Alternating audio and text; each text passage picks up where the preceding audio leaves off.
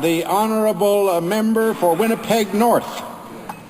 And you can imagine. Thank you, Mr. Speaker.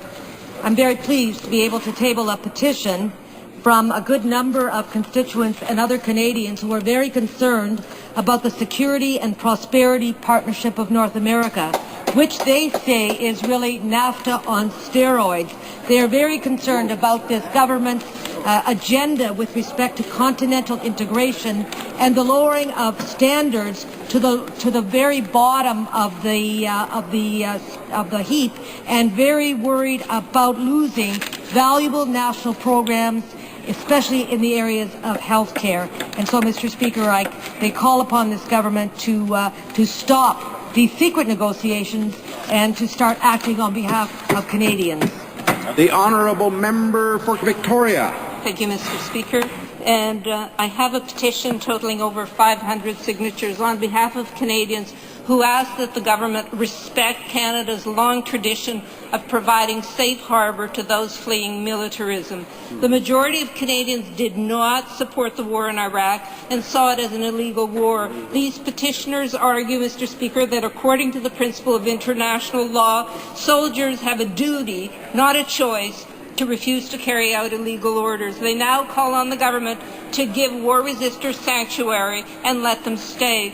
And I have a petition on behalf of students who are struggling with crippling debt and face soaring tuition fees. They ask the Minister to ensure that the review of the Canada student loan system resolves some of the major flaws by creating a federal needs-based grant system for all Canadian student loans in every year of study, to reduce the federal student loan interest rate, to create a student loan ombudsperson, to provide better relief for repayment of debt, and, Mr. Speaker, to create federal standards governing the conduct of government and private loan collection agencies.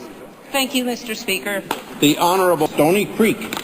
Thank you, Mr. Speaker. I'm pleased to rise today to present a petition on behalf of Hamilton East Stony Creek citizens who share my concern about the environment, and they request that the Parliament move quickly to expand the Nahanni National Park Reserve to protect the entire South Nahanni watershed, the Nahanni karstlands, so as to secure this globally significant wilderness for future generations of Canadians and for the whole of the world. Thank you, Mr. Speaker.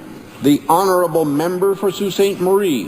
Thank you very much, Mr. Speaker. I present a petition similar to my colleague from Winnipeg on the Security and Prosperity Partnership talks that are going on between the United States of America and Mexico and Canada, and particularly concerned about its impact on our ability to protect our water.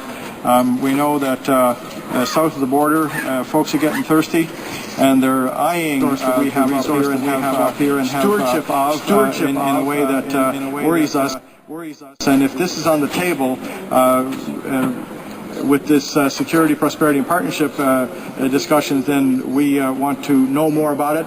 We want it to be more open and public, and to have debate here in the House and have it approved by the Canadian people, not just a group of well-placed minions behind closed doors.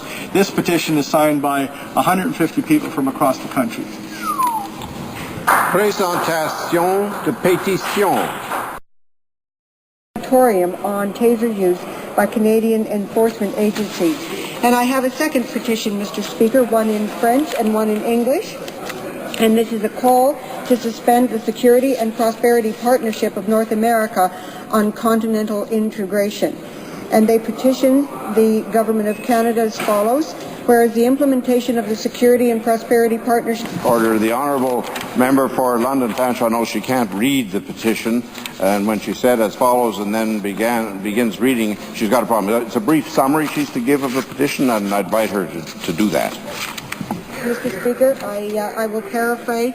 The petitioners are calling upon the Government of Canada to stop the implementation of the Security and Prosperity Partnership of North America with the United States and Mexico, because they believe there is no democratic mandate from the people of Canada.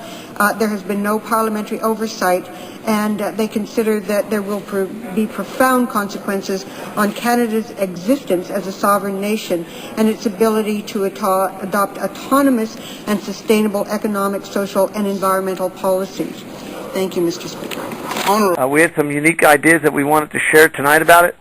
Yeah, well, the image is available on both of our sites, freedomfighterradio.net and uaff.us, and countless other places. You'll start seeing it.